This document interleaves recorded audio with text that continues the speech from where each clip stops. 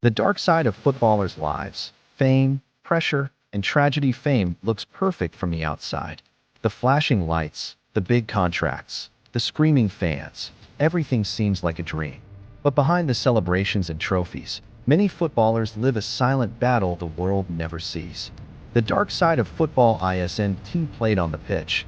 It is fought in the mind and heart. Subscribe for more unbelievable football stories and records. Adriano Leite Ribeiro, once called the Emperor of Brazil, had everything: power, skill, and fame. But after his father's death, Adriano's life began to crumble. He turned to alcohol and isolation. His teammates said he'd cry in his hotel room for hours. The same man who once ruled Syria slowly disappeared from football, trapped between grief and lost purpose. It's a painful reminder that mental health can break even the strongest hearts. Then there's Paul Gascoigne, better known as Gazza, England's golden boy of the 90s. He played with brilliance and humor, but fame came too fast, too early. Gascoigne battled alcohol addiction for years.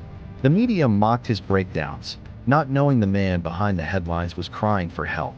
He once said, "People see the footballer, not the person." And that's the truth for many stars who suffer in silence. Robert Anke's story is one of the most heartbreaking in football history. A German goalkeeper, loved by fans and respected by teammates. On the outside, he seemed calm and confident.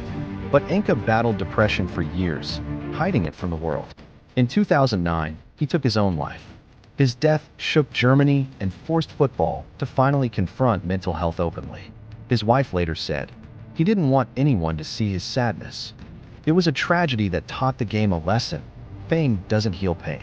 For some players, the darkness comes from the pressure of perfection. Mario Balotelli, once hailed as a generational talent, faced constant criticism for every mistake. He was only a teenager when the media began tearing him apart. Years later, he said, "When you're young and everyone calls you a problem, you start to believe it." The truth is, talent doesn't protect you from loneliness or judgment. Then there are the injuries, the ones that steal not just careers but dreams. Marco van Basten, one of the greatest strikers in history, retired at 28 because of recurring ankle injuries. He later confessed that he went through depression after leaving football, saying, "I had everything. Then suddenly, I had nothing." The pain wasn't physical anymore. It was emotional. And sometimes, the darkness turns violent. In 2011, Gary Speed, former Leeds and Wales legend, was found dead in his home. He had shown no signs of distress, no warning. The news shocked the football world. His friends said he always smiled, always motivated others. Yet inside, he was struggling. His passing became a wake-up call that even those who inspire others need help too.